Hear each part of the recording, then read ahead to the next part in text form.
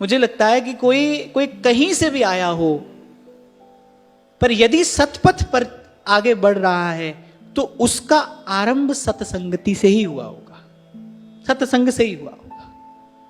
मुझे तो लगता है सत्संग से अधिक समर्थ और कोई साधन है ही नहीं। सत्संग में प्रत्येक व्यक्ति ग्रहण करने के लिए ही नहीं आता है, लेकिन फिर भी सत्संग अपनी कृपा करता है। संतों के शब्द अपनी कृपा करते हैं। कितने कितने लोगों से हमने सुना कि हम तो ऐसे ही आ गए थे, कभी ऐसी किसी के बुलाने से आ गए, ऐसे चलते फिरते आ गए तो फिर आते रहे, अब आ ही रहे हैं। ये क्या है? ये सत्संग की सहज कृपा है। इसी को मैं कह रहा हूं, वस्तु की शक्ति। आप मानो मत मानो, पर वो अपना कार्य करती है। हाँ, इतना अवश्य है भाई कि जीते जागते मनुष्य हो और प्रभु ने सद्मार्ग दिया है, तो थोड़ा अपने जीवन के प्रति कर्तव्य है।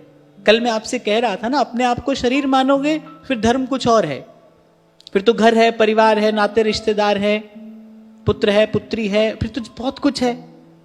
पर थोड़ी देर के लिए गुरुजनों की दृष्टि से देखो, थोड़ी देर के लिए संतों की दृष्टि से देखो, आप कौन हो, आप क्या हो, आप प्रभु के हो। मैं कई बार आपसे कहता हूं ना, आप कभी नहीं कहते मैं हाथ मैं पैर, आप हमेशा कहते हो मेरा हाथ, मेरा पैर, मेरा मन, मेरी बुद्धि। इसका सीधा सा करते कि आप इससे अलग हो, आप ये सब नहीं हो, आप इससे अलग हो। थोड़ी देर के लिए अपने उस विशुद्ध स्वरूप का विचार करो, फिर उस दृष्टि से देखो मेरा कर्तव्य क्या है। उस दृष्टि से पहला कर्तव्य यही है,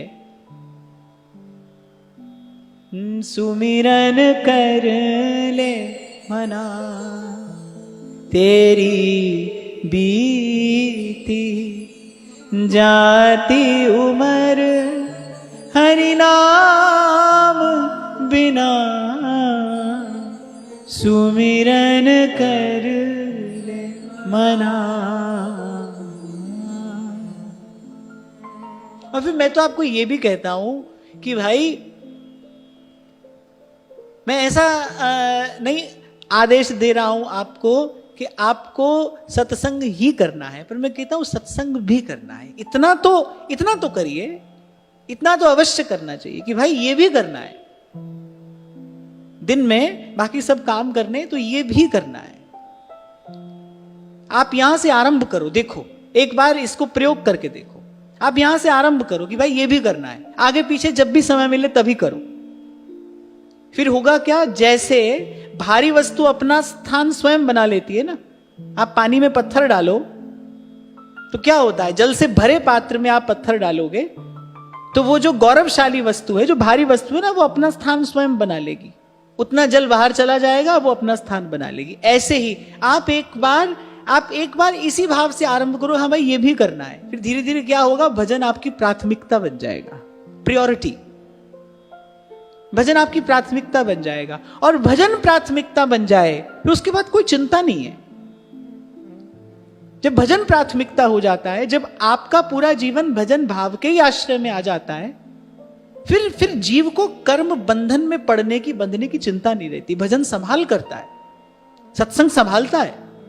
कितने ही साधक जनों का अनुभव मैंने सुना कि सत्संग का फल क्या है कि व्यवहार में जब हम कुछ अनुचित करने लगते हैं तो वो सत्संग का शब्द याद आ जाता है, वो हमको रोक लेता है, हाथ पकड़ लेता है हमारा।